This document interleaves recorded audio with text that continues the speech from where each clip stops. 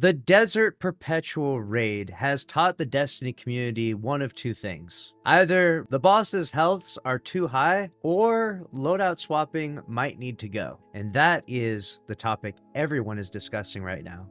Whether Bungie socially engineered us to talk about it or not, who knows? But that's the topic everyone's wondering, because the boss's healths were so high in the contest mode Desert Perpetual that it was an absolute necessity to loadout swap. There was no way you could possibly clear it in contest without loadout swapping. Now that also creates other problems and other issues, which is console players potentially being at a deficit because consoles are slower than PC at loadout swapping, or at least that's the public perception until I saw some recent clips. This might blow your mind right here, okay? This person on Twitter saying, are people genuinely trolling when they're talking about loadout swaps between keyboard and controller?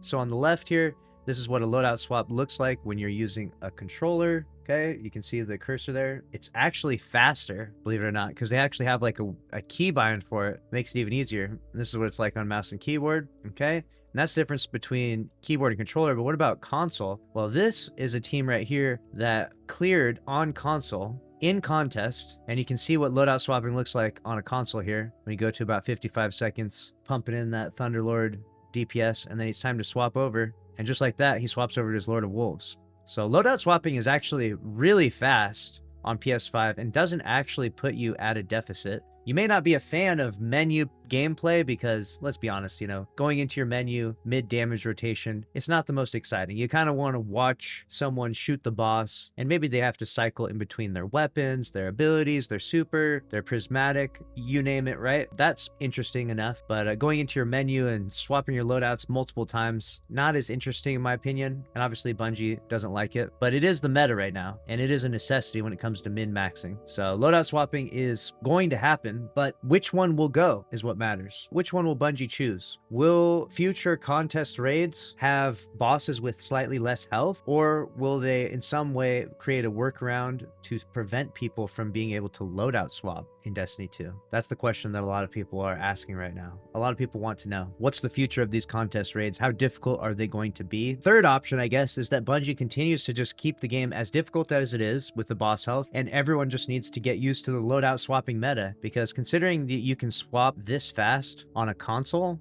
this like kind of blew my mind when I saw this. I didn't realize that PS5 and console players could swap this fast. Menu, he clicks the button and it immediately drags him over there. That's really fast. I thought it would be much slower with the thumbsticks, but because they have that special keybind, they're absolutely able to keep up with PC players. So PC is not master race in this situation until they come up with a mouse and keyboard keybind where you can push like a number or a letter and instantly swap to that loadout. Once they do that, if they ever do that, that's going to change the whole game. I mean, that would be instantly a buff to Guardian power tenfold. And if Bungie really wanted to get rid of people going into their loadout and going into their menus, they could just do that. But that would be crazy. Could you imagine how crazy Destiny 2 would look, where people are running around with their Thunderlord, their Lord of Wolves, and then all of a sudden they can instantly swap their loadout and have on a sniper and whatever they need, right? By clicking a keybind without even having to go into your menu. That might be the future, but that definitely makes things even crazier. That makes builds even crazier, because now you don't just have one build, you have, you know, like 10 plus builds that all synergize together, and you constantly swap around between those builds as you go through the encounter, from your ad clear build to your boss damage build to your, you know, champion killing build,